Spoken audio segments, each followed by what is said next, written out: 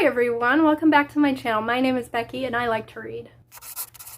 Today I thought I would do a very odd video and I am going to read to you The Bad Child's Book of Beasts and discuss why I hate this children's book. This is a book that I picked up when I was in Edinburgh at McNaughton's, which sells antique older books. I believe this book was published in the 1800s. I will put the exact year on the screen. I knew nothing about it. I looked at the cover and I liked the title. I did not read this book while I was in the store.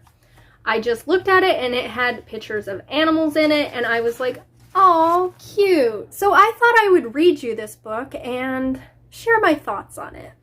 Am I going to take a children's book written in the 1800s way too seriously? Yes, I am. Am I going to overanalyze this book? Yes, I am. Am I going to criticize this 1800 book based on my modern morals? Yes, I am. And I hate reading aloud, but the good thing about this is I can edit this video so it makes me sound much more eloquent than I actually am. The Bad Child's Book of Beasts by H.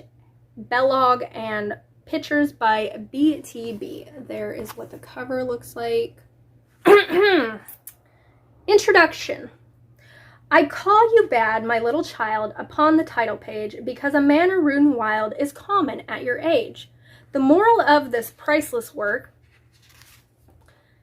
if rightly understood, will make you from a little Turk unnaturally good. That's great. That's real great. Do not as evil children do, who on the slightest grounds will imitate the kangaroo, with wild, unmeaning bounds. So basically it's saying don't be like a kangaroo and jump around and act like a fool. Do not as children badly bred, who eat like little hogs, and when they have to go to bed will whine like puppy dogs. So it's saying don't behave like a pig and don't behave like a dog. Who take their manners from the ape, their habits from the bear, indulge the loud unseemly jape, and never brush their hair. But so control your actions that your friends may all repeat, this child is as dainty as the cat, and as the owl discreet. Sit your ass down, be seen, not heard, children. Wonderful. And then from there, it will go on to explain different animals to the children. The yak. As a friend to the children, commend me the yak. You will find it exactly the thing. It will carry and fetch, you can ride on its back. Or lead it about with a string. Okay, nothing too bad so far. The Tartar who dwells on the plains of Tibet, a desolate region of snow, has for centuries made it a nursery pet, and surely the Tartar should know. Then tell your papa where the yak can be got, and if he is awfully rich, he will buy you the creature, or else he will not. I cannot be positive which. So, nothing too bad so far, just if you have a rich father, he will buy you a yak. The polar bear. The polar bear is unaware of cold that cuts me through. For why? He has a coat of hair. I wish I had one too. So, perhaps that is telling children he wants the polar bear's pelt. The lion. The lion, he dwells in the waste. He has a big head and a very small waist. But his shoulders are stark and his jaws, they are grim. And a good little child will not play with him. Okay, some decent children's advice. Don't play with the lion, kids. It will eat you. Good advice, book. Good advice. The tiger, on the other hand, is kittenish and mild. He makes a pretty playfellow for any little child. And mothers of large families who claim to common sense will find a tiger will pay the trouble and expense. I think Joe Exotic would beg to differ. So on one page we have don't mess with the lion, but on the next page we have the tigers are okay. Where is your common sense, my friend? Dromedary. The dromedary is a cheerful bird. I cannot say the same for the curd. And why they put the dromedary in here, I don't know, because they also include the camel. And why he said it was a cheerful bird? It's not a bird. Methinks the author just needed some reason to ride bird with curd and show off his racism. Moving on. The whale. Oh, the whale. The whale that wanders round the pole is not a table fish. You cannot bake or boil him whole, nor serve him in a dish. But you may cut his blubber up and melt it down for oil, and so replace the colza bean, a product of the soil.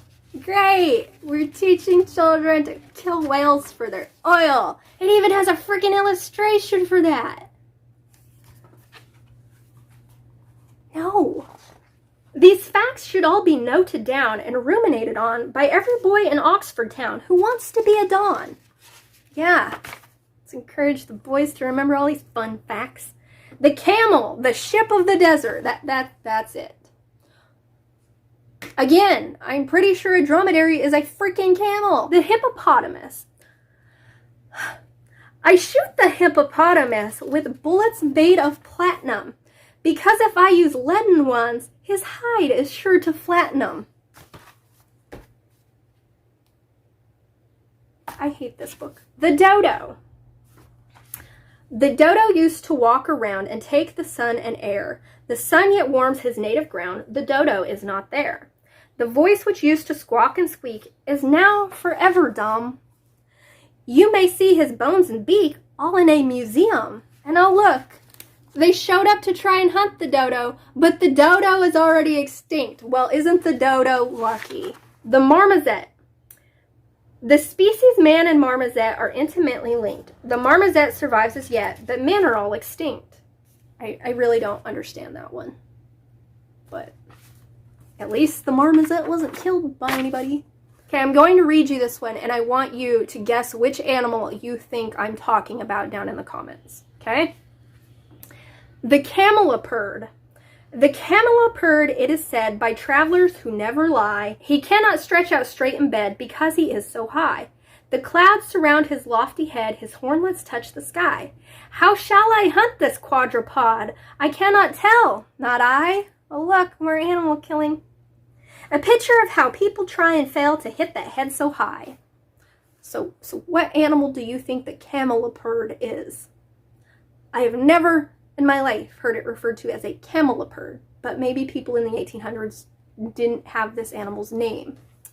If you said the giraffe, you are correct. And once again, illustration of a little man shooting the giraffe. Oh, but wait, they tell you how to shoot the giraffe. I'll buy a little parachute, a common parachute with wings. I'll fill it full of arrowroot and other necessary things. And I will slay this fearful brute with stones and sticks and guns and slings. A picture of how people shoot with comfort from a parachute.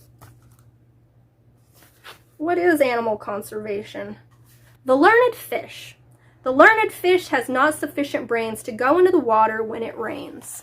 I really don't know what to say about that one. The elephant. Oh, Jesus. When people call this beast to mind, they marvel more and more at such a little tail behind so large a trunk before. Well, that's good. At least they didn't kill the elephant. Small favors. The big baboon. The big baboon is found upon the plains of Caribou. He goes about with nothing on, a shocking thing to do. But if he dressed respectably and let his whiskers grow, how like the big baboon would be to Mr. So-and-so. Ah yes, if you put clothes on a baboon, you will not be able to tell the difference between him and a real person. At least they didn't kill the baboon. The rhinoceros. Rhinoceros, your hide looks all undone. You do not take my fancy in the least. You have a horn where other brutes have none. Rhinoceros, you are an ugly beast. Looky, the rhinoceros is taking his revenge and chasing this bastard of a little man down the hill. You go, rhino, you go. The frog. Be kind and tender to the frog, and do not call him names of slimy skin or pollywog or likewise ugly James. Who the hell has ever called a frog an ugly James? Or Gap a Grin, or Toad Gone Wrong, or Billy Bendy Knee. The frog is just sensitive to epithets like these. No animal will more repay a treatment kind and fair, at least so lonely people say who keep the frog, and by the way, they are extremely rare. Okay, well, that's great. At least H. Bellog thinks that frogs are worthy creatures to save. Oh my, that's my feeling. Oh my. So that was my reading and feelings on The Bad Child's Book of Beasts. Now, do I realize that this was written back in the 1800s? Yes, I do. Do I expect it to have modern day morals? No. No, I don't. It reflects the morals of the time period that it was written in. Do I regret picking this book out? Abso-freaking-lutely, because this is a horrible book. I would not read this to children. Yeah, it's awful. That's all I got to say. So that was this video. Let me know down in the comments what your thoughts are on it. And until my next video, read something that encourages children to save the animals, okay? All right. Thanks.